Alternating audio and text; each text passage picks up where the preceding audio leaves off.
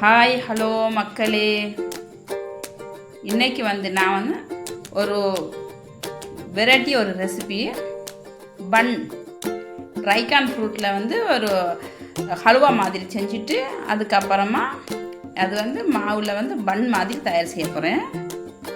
ட்ரைகான் fruit sweet செஞ்சுட்டு அதுக்கப்புறமா அது ஸ்டஃபிங் போட்டு பன் மாதிரி செய்ய போகிறேன். முதல்ல ட்ரைகான் ஃப்ரூட்டு 3 ஃப்ரூட் எடுத்துருக்கிறேன். 3 ஃப்ரூட்டையும் சின்ன சின்னதாக அப்படி கட் பண்ணி மிக்சியில் போட்டு அரைச்சி எடுத்துக்கொள்ளணும். இது ஒரு ஜூஸ் மாதிரி, தண்ணி எதுவும் ஊற்றக்கூடாது, பழத்தை மட்டும்தான் போட்டு அரைச்சி எடுத்துக்கொள்ளணும். இப்போ இதை வடிகட்டிக்கொள்ளணும். முதல்ல அதை வடிகட்டி எடுத்துக்கொள்ளணும். இது இது சோளன் மாவு, கார்ன்ஃப்ளவர், பால், கார்ன்ஃப்ளவர் ஊற்றி இதெல்லாம் நல்லா கலக்கி எடுத்துக்கொள்ளணும். அதுக்கப்புறமா இதை வடிகட்டிக்கொள்ளுவோம். முதல்ல அதிலே போட்டு பால்லே போட்டு வடிகட்டிக்கொள்ளணும். கட்டி இல்லாமல் வடிகட்டி இதை முதல்ல வடிகட்டி எடுத்துக்கொள்ளுவோம். அதுக்கப்புறமா நம்ம நல்லா கலக்கிட்டு தண்ணி தேவைப்பட்டால் நம்ம தண்ணி மறுபடியும் ஊற்றிக்கலாம். இன்னும் கொஞ்சம் தண்ணி ஊற்றிக்கணும். தண்ணி கொஞ்சம் இதாக தான் ஊற்றிக்கொள்ளணும். பாலும் ஊற்றிக்கலாம், தண்ணியும் ஊற்றிக்கலாம். நான் பால் போட்டிருக்கிறேன், அதோடு சேர்த்து கொஞ்சம் தண்ணியும் ஊற்றிருக்கிறேன். இதே மாதிரி இருக்கணும். சீனியும் போட்டு கலந்து கொள்ளணும். இதுலையும் இதையும் இது எப்படின்னு சொன்னால் ஒரு ஜெலி மாதிரி, அப்படி ஒரு கட்டியாக ஒரு ஜெலின் மாதிரி, ஜெலி செஞ்ச நம்ம எப்படி செய்யும்போது எப்படி கட்டியாகுமோ அதே மாதிரி இது நல்லா கட்டியாக வரும். கையை விடாமல் கலப்பிக்கிட்டே இருக்கணும். அடுப்பில் வச்சதுக்கு அப்புறமா கையை விடாமல் கலப்பணும். நம்ம இந்த பால், சோளம் மாவு இதெல்லாம் கலக்கிறதுக்கு முதல்ல நம்ம நெருப்பை பற்ற வைக்கக்கூடாது. அடுப்பு பற்ற வைக்கிறதுக்கு முதல்ல நம்ம எல்லாத்தையும் நல்லா கலந்துட்டு அதுக்கப்புறமா தான் அடுப்பில் வச்சுக்கொள்ளணும். இப்போ சும்மா ருசி வரத்துக்காக கொஞ்சோண்டு உப்பு, அதிகமாக போட்டுறக்கூடாது, உப்பு கசப்பு ஆகிரும். கொஞ்சமாக சும்மா ஏலக்காயும் இதெல்லாம் தட்டி ஏலக்காய் விதையை போட்டுக்கலாம். தோலெல்லாம் போடாமல் அந்த கொட்டையை மட்டும் போட்டுக்கொள்ளணும். இது எசஞ்சு நம்ம இந்த கேக்லாம் போடுவோம் இல்லையா, எசஞ்சு, அந்த எசஞ்சு கொஞ்சம் போட்டால் நல்லா இருக்கும், வாசனையாக இருக்கும்.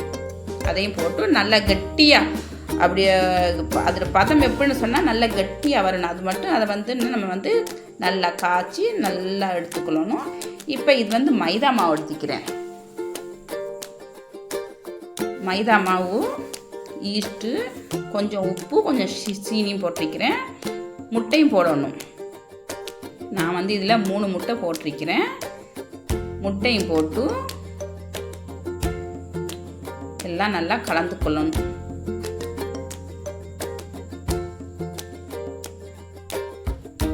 இதெல்லாம் இப்போ நல்லபடியாக கலந்து கொள்ளுவோம்.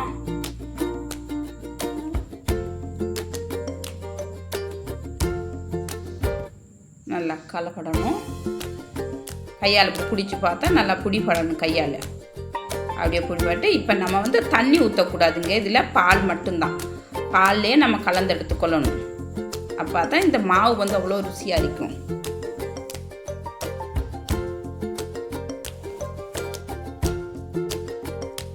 அப்படி நல்லா பிசைஞ்சு எல்லாத்தையும் நல்லா ரொட்டி சுடுறதுக்கு நம்ம எப்படி பிசைவோமோ தண்ணி இல்லாமல் கெட்டியாக தான் கொஞ்சம் பிணைஞ்சு எடுத்துக்கொள்ளணும். அதே மாதிரி இது நல்லா அதே மாதிரி பிசைஞ்சு எடுத்துக்கொள்ளணும்.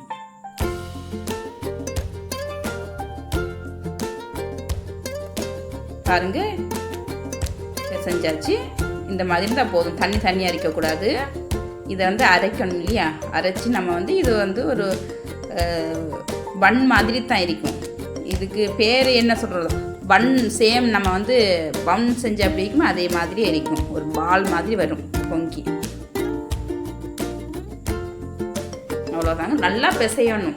நல்லா மெதுவாக அவர் மட்டும் பிசையணும். பாருங்கள், நான் எப்படி பிசைஞ்சிட்டேன்னு பாருங்கள். ரொம்ப நேரமாக பிசையணும். இது ஒரு 10-20 நிமிஷம் நல்லா பிசையணும். இழுத்து நல்லா பிசையணும்.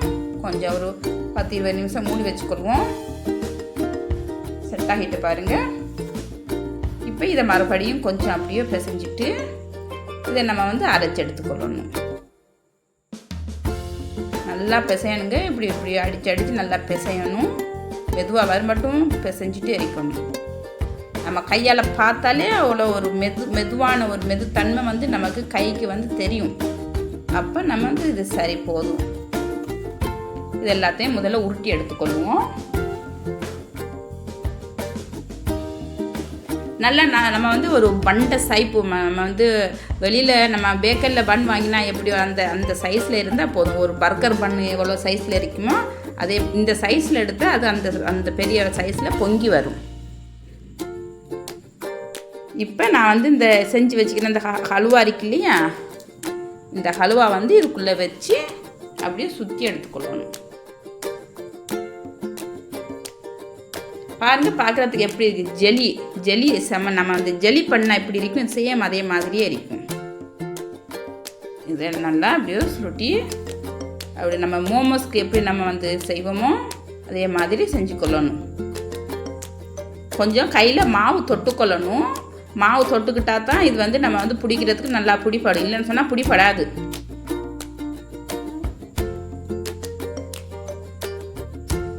அவ்வளோதான். இப்படியோ நம்ம இருக்கிறது எல்லாத்தையும் அப்படியே செஞ்சு கொள்வோம்.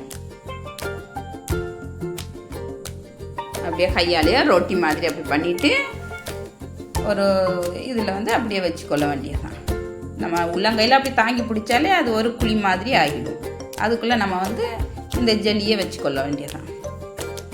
நல்ல ருசியாக இருக்கும். இந்த மாதிரி செஞ்சு சாப்பிட்டு பாருங்கள், நல்லா இருக்குங்க. இது ஒரு வெரைட்டி ரெசிபி, நல்லா இருக்கும்.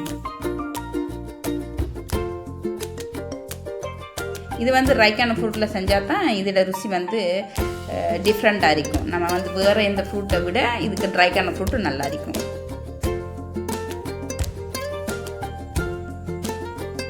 அப்படி தான் அடுத்ததையும் அப்படியே செஞ்சுக்கொள்வோம். சேம் ஒரே மெத்தடு தான். இதே மாதிரி எல்லாம் அப்படியே ஃப்ரூட்டி எடுத்துக்கொள்ளணும். அவ்வளோதாங்க. சேம் பார்க்குறதுக்கு மோமோஸ் மாதிரி தான்.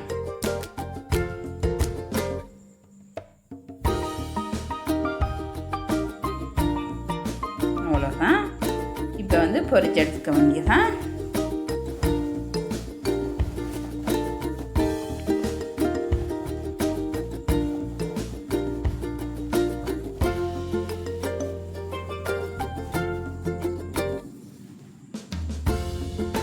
இதையெல்லாம் நல்லபடியாக செஞ்சு இப்படி எடுத்துட்டு இப்போ நம்ம பொரிக்கிறதுக்கு தேவையான எண்ணெயை வச்சுக்கொள்வோம். எண்ணெயை ஊற்றி சட்டி காயட்டும். காஞ்சதுக்கப்புறம் எண்ணெயை ஊற்றிக்கொள்ளணும். நம்ம வந்து பொரிக்கிறதுக்கு தேவையான சும்மா தாண்ட மாதிரி இருந்தால் போதும். ரொம்ப அதிகமாக எண்ணெய் வந்து மேலால் அப்படி தாண்ட அப்படி இருக்க தேவையில்லை. அரைவாசி தாண்ட மாதிரி இருந்தால் போதும். திருப்பி அடுத்த பக்கம் பிரட்டி பொரிச்சிக்கலாம்.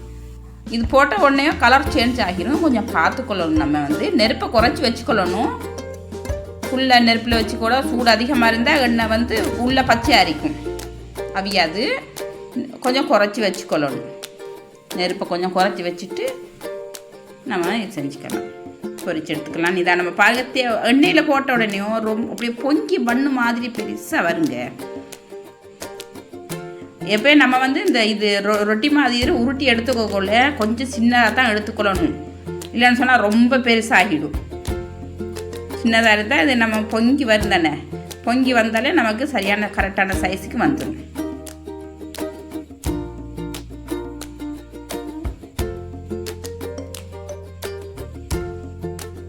இப்படி தான் அடுத்தது எல்லாத்தையும் போட்டு அப்படியே பொரிச்சு எடுத்துக்கொள்ளுவோம்.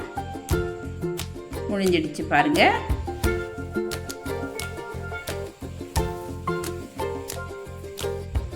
அவ்வளோதாங்க. வீடியோ பார்க்குறவங்க லைக் சப்ஸ்கிரைப்ஸு பெல் பட்டனை அமுக்குங்க. லைக் சப்ஸ்கிரைப் செஞ்சு கொள்ளுங்க. ஆல் என்ன ஆப்ஷனை அமுக்கி கொள்ளுங்க. ஷேர் பண்ணிக்கொள்ளுங்க. வீடியோ பிடிச்சிருந்தா லைக். கண்டிப்பாக அடுத்த வீடியோவில் சந்திக்கலாம். பாருங்க எவ்வளோ நான் வந்து பிச்சு காட்டுறேன் பாருங்க. எவ்வளோ மெதுவாக இருக்குன்னு சொன்னால் அவ்வளோ மெதுவாக இருக்கும். பஞ்சு மாதிரி சாப்பிட்டாலே சும்மா பஞ்சு மாதிரி இருக்கும். அவ்வளோ ருசியாக இருக்கும். செஞ்சு குழந்தைகளுக்கு கொடுங்க.